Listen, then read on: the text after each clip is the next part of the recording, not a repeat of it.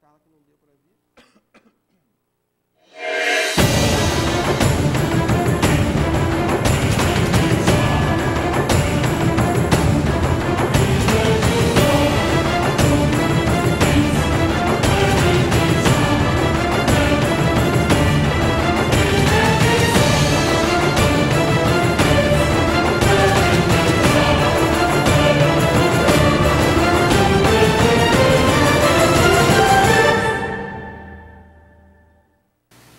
Boa noite a todos vocês que nos assistem aqui na TV Avenida Imperial, canal 19.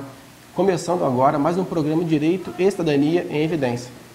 Para quem não me conhece, meu nome é Miguel Barreto, eu sou advogado, presidente do INDECOM, do Instituto Nacional de Defesa do Cidadão Consumidor. Estamos começando agora mais um programa, né, que eu sempre digo aqui, a maior função, a maior finalidade do nosso programa é trazer conteúdo, trazer informação, trazer notícias, trazer temas que envolvem direito e cidadania, para que você, cidadão, de posse dessa informação, possa defender e fazer prevalecer os seus direitos. Então, vocês devem ter percebido nas últimas semanas, desde o final do ano passado, de outubro para cá, a gente tem procurado trazer muitos convidados, né, de diversas áreas diferentes. Já falamos aqui sobre direito de família, falamos já sobre direito do consumidor, falamos sobre direito do trabalho, falamos um pouquinho até no programa passado sobre história, para a gente tentar entender melhor os atentados lá em Paris, né, essa questão dos extremistas, dos fanáticos religiosos, também aqui com o Dr. Ronaldo. E hoje a gente traz um convidado especial lá de Juiz de Fora, o Dr. Cláudio, que é um especialista em direito criminal, para a gente poder também entender, por tentar esclarecer melhor, né, para a população em geral, até porque é um tema muito polêmico, essa questão da execução do brasileiro na Indonésia, né, que ele foi executado após uma condenação por tráfico de drogas. Esse tipo de situação, quer dizer, acaba gerando muita discussão, as redes sociais, cada um tem a sua opinião, né, as pessoas realmente, cada um tem a sua conclusão sobre o fato, mas todas as vezes sem conhecimento técnico, né, sem entender por que certos países tomam esse tipo de decisão, né, adotam esse tipo de pena, que é uma pena capital. Né. Então, certamente o Dr. Cláudio vai hoje tentar nos trazer uma luz, certamente com seus conhecimentos, vai nos ajudar muito nesse sentido. Dr. Cláudio, muito obrigado por estar aqui no programa, né, se colocou lá de Juiz de Fora para estar aqui com a gente ao vivo, aqui na TV Avenida Imperial. Certamente, né, as suas colocações vão ser muito importantes para todos nós. Agradeço, Dr. Miguel, o convite em poder estar aqui com vocês na TV Vila Imperial, no canal 19. Quero dizer que é uma grande honra poder estar aqui e, sobretudo, poder esclarecer, né, algumas questões que tocam ao direito penal e que as pessoas muitas vezes não sabem, né? A gente tem um cenário onde existem muitos achismos, né, e pouca coisa concreta, pouca coisa que de fato funciona e que é o que o Estado deve implementar. Então eu achei muito interessante o convite particularmente, porque a gente trata aqui, e eu pude observar, de direito e cidadania. É muito importante para você, cidadão, para nós, ao exercer a nossa cidadania, saber exatamente quais são os limites desse direito criminal e como o direito penal funciona. Agora, antes de abrir, eu queria só comentar sobre essa cidade petropolitana e, sobretudo, saudar você que está na sua casa, porque nós somos de Minas, sentimos alguma diferença quando a gente vem para o Rio e tudo. E eu queria até parabenizar a educação da cidade, porque a primeira coisa que a gente repara aqui, pelo menos eu reparei, cara, doutor Miguel, é a questão do trânsito, né? Você chega aqui, as pessoas param e respeitam a faixa de trânsito. Isso aí é uma aula de cidadania, né? Pelo menos na minha cidade, em Minas, se você coloca o seu pé na faixa de trânsito, a pessoa vai passar por cima de você. Né? Aqui, as pessoas param, então já é uma grande coisa boa, né, nessa cidade que a gente aprendeu a amar, estando aqui, né? Um exemplo Miguel, meu colega. Um exemplo de cidadania, né? É um exemplo de cidadania. Com certeza. Clássico, né? E que isso repercute nos demais, né? Respeitar a legislação de trânsito, né, que o Dr. Cláudio está colocando, né, quem respeita acaba reproduzindo isso para o próximo, né, que ele se sente estimulado a cumprir também, né, e isso acaba gerando uma tradição na cidade. Então, interessante essa sua colocação e parabéns para o cidadão petropolitano, né, que continue assim, né, sempre assim. Bom, gostaria de pedir desculpa mais uma vez para você, telespectador, é um probleminha aqui na máquina geradora de caracteres. Então, geralmente, para quem está acostumado a ver o programa, sempre tem uma barrinha aqui embaixo com os telefones do programa. Eu coloco também os telefones no INDECOM. Se vezes a pessoa não quer ligar aqui ao vivo, não quer se expor, tem um problema particular, também a gente disponibiliza no INDECOM para durante toda a semana tirar as suas dúvidas ou encaminhar, né, uma solução aí para o seu problema da melhor forma possível. Porém, Quem quiser entrar em contato com a gente hoje, fazer uma pergunta aqui do Dr. Cláudio Franco, né, sobre esse tema que está em debate, outros temas relativos também a direito criminal, pode ficar muito à vontade, né? Vou falar os telefones aqui. Rapidinho, durante a programação, eu vou citando novamente para quem não sabe de cor, né? Tem até que dois sabem de cor, a Dona Eva, né? A Renata, o Leandro, não sabe nem falar que eles já sabem. Mas para o telespectador em geral, eu vou passar aqui os telefones do programa. Então, quem quiser ligar, nossas linhas já estão abertas. Podem ligar para o telefone 2242-9991 ou para o 2237-1454. A gente está aqui ao vivo hoje até as 9h30 da noite com o nosso programa Direito e Cidadania em Evidência. Bom, retornando aqui ao tema, na realidade, antes de entrar de fato no mérito dessa questão, eu gostaria que o Dr. Cláudio desse um panorama sobre a pena de morte no mundo, né? Que países adotam, quais que não adotam, os que adotam por que motivo, se tem uma eficácia, como é que funciona no Brasil, como é que funciona a pena de morte, né? Se desse uma abordagem geral do tema para a gente poder entrar de fato no caso do brasileiro Marco Arce, que foi executado lá na Indonésia. Perfeito. Vamos começar esclarecendo sobre a pena de morte e a gente trata na questão do brasileiro, vou dar um pouco a ordem, mas não tem problema nenhum. Fica à vontade. O que acontece? A pena de morte, ela vem sendo utilizada desde sempre. Se você fosse olhar uma breve introito histórico, desde até antes do século XVIII, isso era pacífico. Não havia nenhum tipo de dúvida de que o Estado soberano teria todo o direito de aplicar a pena capital, uma pena definitiva, em quaisquer de seus súditos, a depender dos delitos que eles possam vir a ter cometido.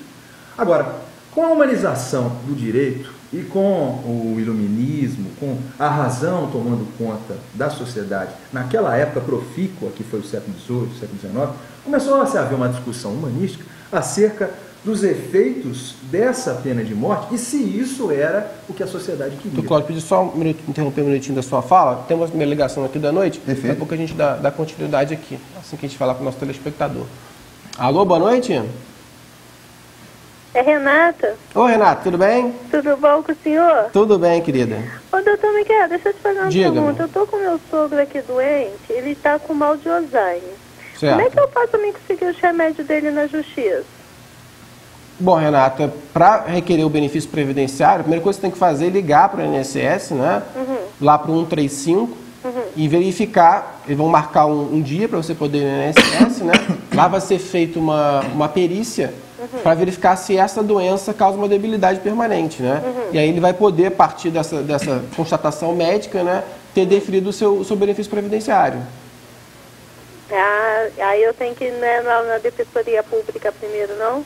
Não necessariamente. O primeiro passo é requerer diretamente ao órgão, né, ao INSS. Se o INSS, por algum motivo, né, não reconhecer a doença, ou não reconhecer essa doença debilitante, que vocês que incapacitem ele para suas atividades normais, aí sim cabe uma ação judicial para poder questionar essa decisão. Mas o primeiro passo é primeiro pleitear, né, perante o INSS. Se, em caso de indeferimento, caso seja negado o pedido, né, aí sim cabe procurar a justiça.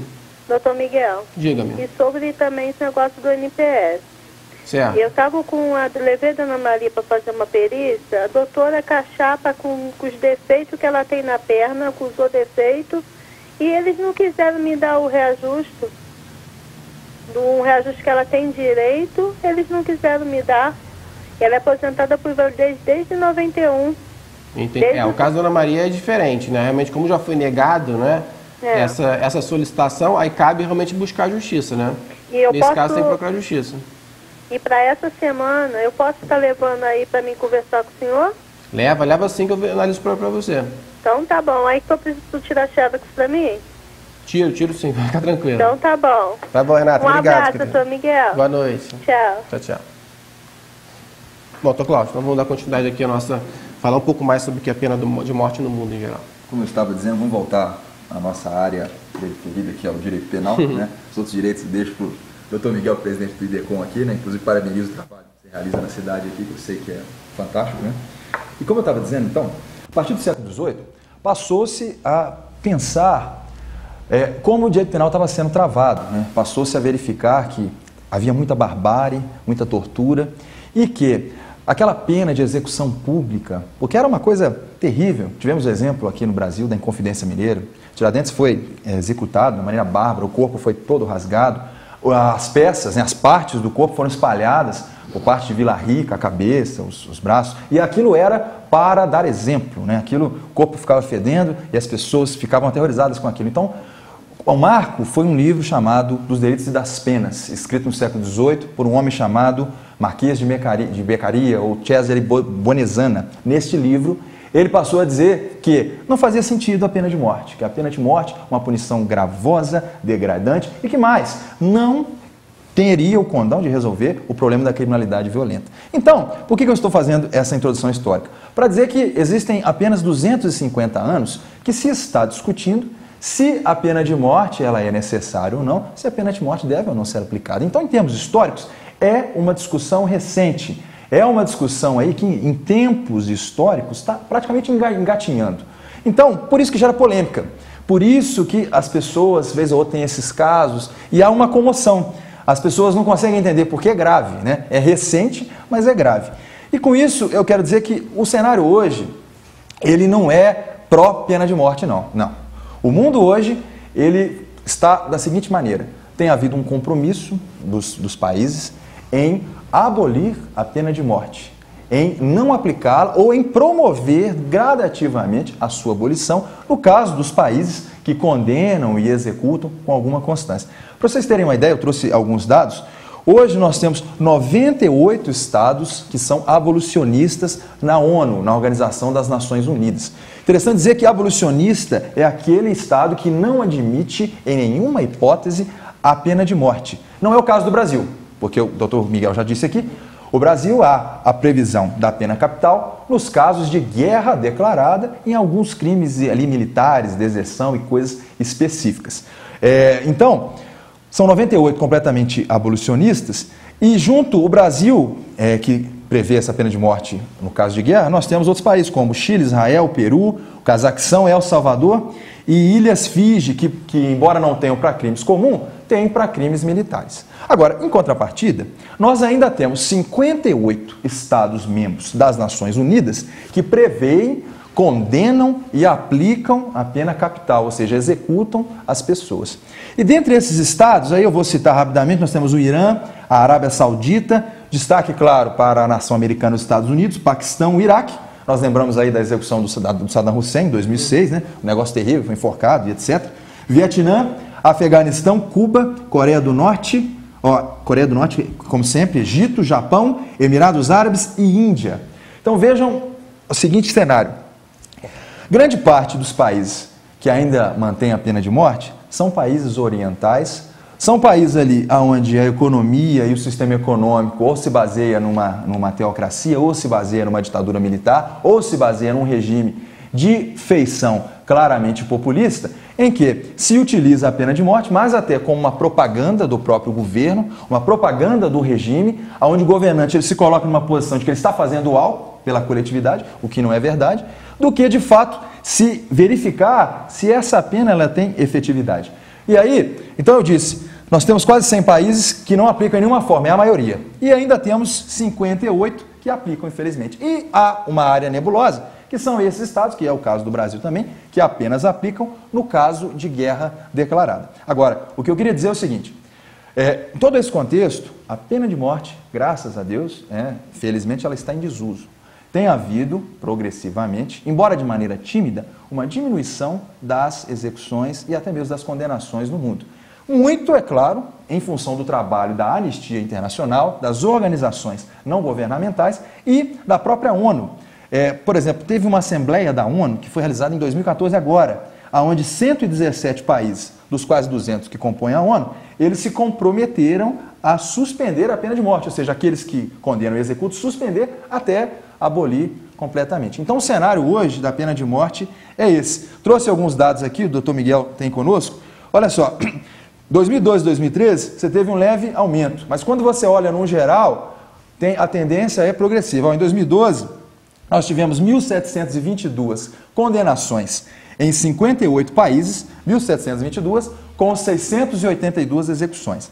Já em 2013, as execuções subiram para 778 e as condenações para 1.925. Agora, neste número, nós não incluímos o grande fenômeno mundial, que é a China, né? Todo mundo diz uma grande economia, um país fantástico, mas com um direito penal que é completamente absurdo, onde as execuções elas são de deixar cada um abismado, né? Coisa mesmo, as pessoas já sabem, de pagar a bala que a pessoa é condenada, a família paga a bala e tudo mais. Se você contabilizar a China, segundo dados que a gente tem, esse número de execuções só em 2013 subiria para mais de 2.400. Mas a gente não tem assim uma coisa certa, por quê? A China considera a pena de morte segredo de Estado, então ela não divulga as estatísticas. É interessante notar, Cláudio, também, pelo menos dentro desses países que você citou aqui como país de destaque, né, só o Japão e os Estados Unidos têm tradição democrática, né? Quer dizer, a grande maioria são países que o autoritarismo rege ali aquele país, né? Exatamente, exatamente. E agora, mesmo nos Estados Unidos, e o Miguel chamou bem a atenção, tem cada vez menos havido condenações. Os estados que ainda mantêm a pena de morte, caso emblemático é o Texas e os estados sulistas, eles têm comutado a maioria das condenações em penas de prisão. Às vezes penas de prisão perpétua, às vezes penas de prisão de 20, 30 anos, a depender do caso de cada condenado. Para você ver, em 2013, os Estados Unidos executou 39 pessoas apenas. Já teve médica histórica do Texas, de só no estado do Texas tem muito mais do que isso. Isso lá para os anos 90, na época da efervescência das movimentações sociais e etc. nos Estados Unidos. Então, e o Japão também, o Japão não citei especificamente, também não são tantas, embora mantenha lá, eles não têm executado tanto ultimamente. Olha os dados de 2013, apenas 8 execuções.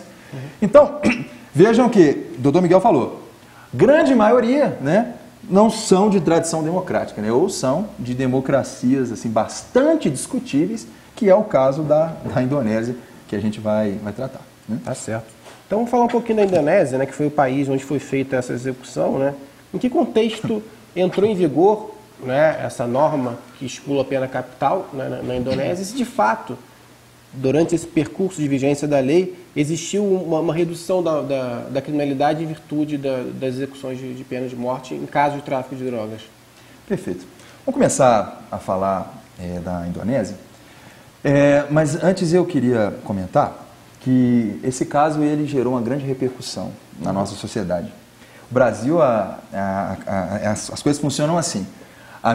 Você tem a opinião pública e você tem a opinião publicada. Né? Isso aí é fato. E aí existe essa comoção e as pessoas elas ficam falando e discutindo e elas não procuram saber de fato, né? Não procuram checar ou estudar para ver se há de fato alguma razoabilidade no que está sendo dito. Né? Eu andei por aí nesses dias agora, fila de banco, compromissos e etc. E eu ouvi as pessoas comentando que a Indonésia é um país sério, que exemplo de país, um país, né, que não dá moleza para bandido, um país que faz as suas leis serem executadas. Pessoas dizendo, nossa, quem dera que o nosso país fosse assim, quem dera que o Brasil tratasse os seus criminosos, né? Podia ser até menos. Eu vi, não, questão de tráfico, coisa menor, podia matar, e aí a família paga bala, aquela coisa toda. Então eu ouvi esse tipo de comentário. Então, pessoas, né, considerando a Indonésia um país sério. Só que aí, como eu falei, temos alguns pontos nevrálgicos nessa situação toda. Quando você olha a história do país, e coisa breve, a gente não precisa nem ir muito longe. Olha só, a Indonésia é conhecida por ser um arquipélago de mais ou menos aí 16 mil ilhas, todas elas com paraísos naturais e que fomentam o turismo. A ilha maior e mais conhecida, onde existe procura de surfistas e banhistas e tal, é a ilha de Bali. Né? E então é um pequeno país asiático, embora sejam várias ilhas, que é marcado pelo turismo e por alguma coisa de economia extrativista e etc. E o que acontece? A Indonésia teve uma grande marca na sua história, em toda ela, que foi... Só interromper rapidinho. Tem mais uma ligação aqui ao vivo. Você quer responder antes da continuidade dessa questão da pena de morte na Indonésia. Alô, boa noite. Boa noite, doutor Miguel. Boa noite, quem fala? Mira do Centro. Oi, Miri, tudo bem? Tá mais ou menos, doutor Miguel. Amanhã faz 8 dias que eu tô sem telefone e eu sou uma senhora doente, quase não posso andar. E a Oi me deixou sem telefone, eu já sou uma senhora idosa, já reclamei tudo. Eles não tomam providência. Eu queria saber do senhor O que eu poderia fazer? Entendi, dona Miriam. Bom, a senhora não é a primeira a reclamar da Oi, né? A gente teve... A Oi já há muitos anos é líder de reclamações, né? Não só extrajudicialmente, mas também judicialmente, né? Então, por isso, até que toda semana a gente tem uma reclamação da Oi aqui no nosso programa. Então não se sinta solitária nesse problema, que muitas pessoas certamente têm também problema com a Oi. Mas o primeiro passo que a senhora fez é correto, foi entrar em contato com a empresa, né? Para poder reclamar dessa situação. Já entrei. Né? Eu já tenho um monte de processo. Protocolo, né? Sim, isso é importante, até para outros telespectadores. Sempre que tiver qualquer tipo de problema, né, com empresas, entre em contato com a empresa e registre o número de protocolo da reclamação. Eu já tenho. Não deixa de anotar, porque isso é uma prova muito importante, até se for necessário ingressar com uma ação judicial, né, para se demonstrar que o consumidor tentou resolver o seu problema e não conseguiu. Então, o primeiro passo da senhora foi correto, foi entrar em contato com a empresa e anotar os protocolos de reclamação. Logicamente, 8 dias é um tempo mais do que razoável para a empresa tentar resolver o seu problema. Agora o senhor vê, eu pago 75 por mês de telefone. 8 dias que eu estou sem telefone. A minha linha foi para Quissamã, uma senhora estava 15 dias sem telefone, a minha linha foi para lá. A minha filha telefonava para mim, a mulher xingou a minha filha que o telefone era dela. Agora, eles falaram que a conta minha é R$75. Falei, não vou pagar, desconsidera essa conta. Porque eu estou 8 dias sem telefone e eu pago isso por mês. Entendi. Eu falei, agora não sei mais o que eu vou fazer, doutor Miguel. O caminho da Miriam é entrar na justiça, né? Como eu falei para o senhor, 8 dias é um tempo bem razoável para que a empresa tome providências para regularizar a sua linha, né? Isso aí no máximo 24, 48 horas, a gente dá para poder resolver. 8 dias é muito tempo, né, para resolver. Então, como a senhora tentou resolver e não conseguiu, o caminho realmente é procurar a justiça, entrar com uma ação judicial, pedir um liminar ao juiz para que ele determine esse restabelecimento, né? E também exija uma indenização por todo esse tempo que a senhora está sem um telefone. Né? O telefone é um serviço essencial, né? Eu estou gastando dinheiro aberto de celular, não consigo falar, é só botar cartão de celular e nada é feito. Eu estou perdendo dinheiro à beça. Não, imagino. Hoje em dia o telefone é um serviço essencial, né? Todo mundo precisa dele para se comunicar. E o telefone fixo é bem mais barato que o celular, não tenha dúvida, pois né? Então acaba onerando ainda mais o cidadão, que ele tem que gastar com outro tipo de serviço, né? Que é mais caro, bem mais caro, né? Pois é. Mas o caminho é esse, né? Se a pessoa quiser procurar lá no Indecom, dá uma ligadinha pra gente lá essa semana, a partir de amanhã, no 2237-6331 ou no 2245-7233. Sei. Dá uma ligadinha para lá que eu vou orientar a senhora como tomar essas providências. Então tá bom, doutor Miguel. Deus lhe pague, muito obrigado. Bom serviço para o senhor. Obrigado só pela sua ligação. Se precisar, pode contar com a gente. Obrigado. Obrigado, querido. Boa noite. Boa noite. Tchau. Pronto, Cláudio, vamos dar uma continuidade aqui nessa questão da Indonésia, na pena de morte na Indonésia. Perfeito. Então, como eu estava dizendo, para quem achou que a Indonésia é um país sério, a grande marca na história desse pequeno país, composto por essas várias ilhas no arquipélago asiático, é a invasão de um outro pequeno país ali, fronteiriço, chamado Timor-Leste. Não sei se o Miguel vai lembrar, isso já tem alguns anos, foi anos 90, talvez os colegas, os telespectadores lembrem. Timor-Leste, ele era um país colônia de Portugal até 1974, 1975. E depois de várias lutas de resistência, o país conseguiu chegar à independência através do próprio povo, que pegou as armas e resistiu e venceu. Só que aí, pasmem os senhores, 8 dias após terem vencido a Batalha da Independência, a Indonésia, esse país aí que todo mundo está comentando, com apoio dos Estados Unidos e da Austrália, invadiu o Timor-Leste e lá ficou por 24 anos, que foi a ditadura do general Suharto. E vejam, todo tipo de barbáries e atrocidades foram cometidos neste regime. Nada faltou. Espancamentos públicos, fuzilamentos, estupros coletivos, mortes as mais absurdas possíveis, crianças, mulheres, negros, todo tipo. Não deviam nada ao nazismo, que é sempre o ponto paradigmático. E aí o que acontece? Depois de 24 anos a Indonésia tendo dominado esse território, e aí porque dominou, claro, era um país pequeno, mas havia reservas de minério, reservas de petróleo, então teve todo um interesse imperialista, não só da Indonésia, mas também dos países que estavam por trás, é claro, a potência americana e também a Austrália, que é uma grande influência na Ásia. E aí, De 1999, que foi quando acabou a invasão, para cá, a Indonésia teve vários presidentes. E sempre a marca foram presidentes ditatoriais, presidentes autoritários e presidentes de grande feição militar. Então esse presidente atual, que é o nome dele, eu tenho aqui, é Joko Widodo, ele é mais um dessa leva de presidentes carismáticos que assumiram o país nessa efervescência cultural e social, aonde os detratores do Timor-Leste não sofreram nenhum tipo de punição. Então ele pegou esse caldo e aí é um país que está tentando transitar entre ter alguma espécie de respeito internacional através da efetividade das suas leis. E aí você tem algumas coisas assim que são bastante assim, interessantes porque são contraditórias desse país aí que se diz bastante efetivo e sério nas suas políticas. Vejam, senhores. Então, a primeira contradição que nós temos na Indonésia e que as pessoas não ficaram sabendo e que tem a ver com esse caso. Olha só. Senhores, a pena de morte, ela não inibe o tráfico de drogas. Existem pesquisas que demonstram que, nesse caso específico de pena de morte, que se você for olhar, não seria nenhuma pena assim, gravosa especificamente para merecer a punição capital, então, nesse caso específico, não há redução do tráfico, ao contrário, há um aumento. Por quê? Pena de morte para tráfico de drogas acaba aumentando o preço da mercadoria, do produto, da droga no país. Então aumenta a procura.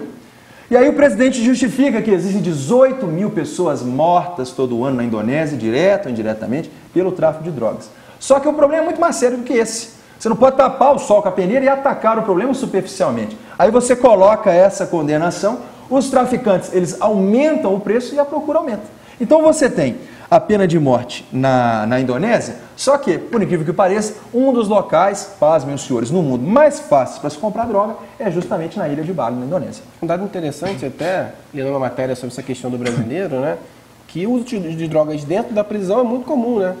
Então nada mais contraditório de um país que tem pena de morte para tráfico de drogas, mas permite os próprios prisioneiros dentro do estabelecimento público, né, oficial, utilizem drogas, né? O Marco Arce é viciado em drogas, né? Em metanfetamina e vários outros prisioneiros também utilizavam drogas dentro do próprio presídio, né? Exatamente. Como se não bastasse isso, no próprio presídio ainda há o uso de drogas. Então, é uma coisa comum no país. E existe, bem claro, uma conivência, uma vista grossa das autoridades com relação à droga, porque existe um turismo que procura isso. O turista vai para lá para usar essas drogas, e todo tipo, desde haxixe, maconha, cocaína, êxtase, heroína, e todos os tipos de drogas estão lá ao cardápio, né, a serem servidas para qualquer turista que for. Quem tem o roteiro e que já foi, sabe dos caminhos e da facilidade que é encontrar droga na ilha de Bali, na Indonésia como um todo. Então, pasmem os senhores, a primeira grande contradição, né, você colocar a pena de morte para combater o tráfico, não combate patavina nenhuma, nada, e ainda fomenta o tráfico, ainda aumenta. E aí, ainda tem mais coisas de observações que eu trouxe. Segunda contradição, olha só. Isso foi noticiado também na mídia, mas eu vi que foi pouco. De um lado, o governo, ele negou qualquer tipo de clemência, de clamor pela vida do brasileiro Marco Arce.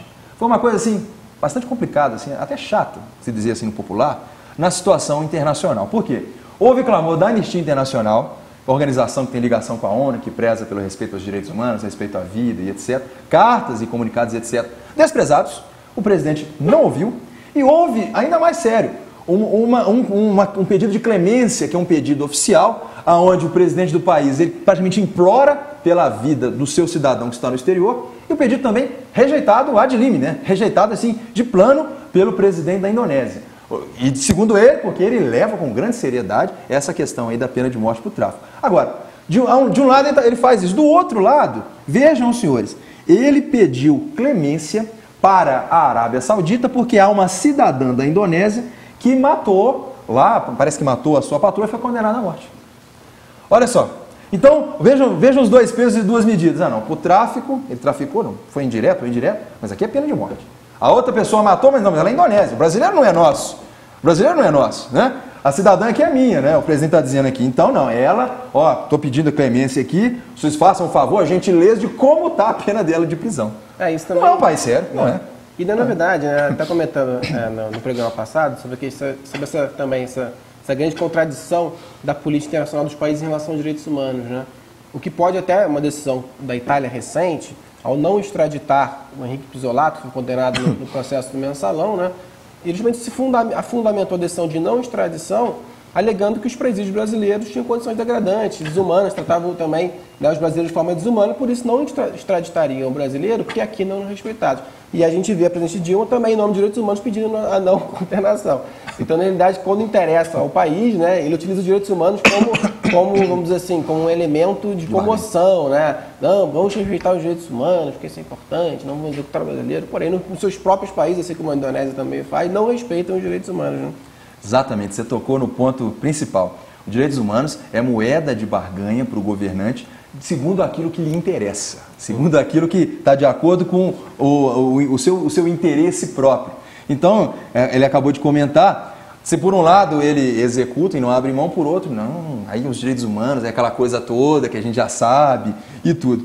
E inclusive, vejam os senhores, eu trouxe uma terceira, aliás, antes só lembrei que você comentou, e o caso do brasileiro Pizzolatto, do Mensalão, isso aí é um caso também que acabou no ano passado, mas foi muito comentado. Por que também não houve a extradição, né? Uma questão de, como a gente dizia em direito antigo, de uma questão de quiprocó.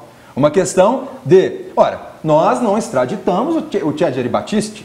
O Supremo Tribunal Federal, né, deixou para o presidente, né, não precisa lembrar quem era o presidente na época, e o presidente não extraditou o Cesare Battisti.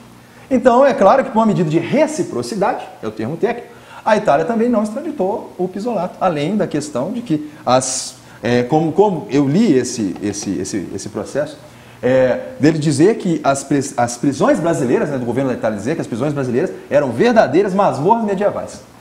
Então, foi uma questão dessa também. Mas aí, voltando, a gente vai comentar só um isso. minutinho, vamos só, passou o tempo rapidinho já, vamos fazer o primeiro break aqui, daqui a pouco a gente volta mais para falar sobre esse assunto. Perfeito.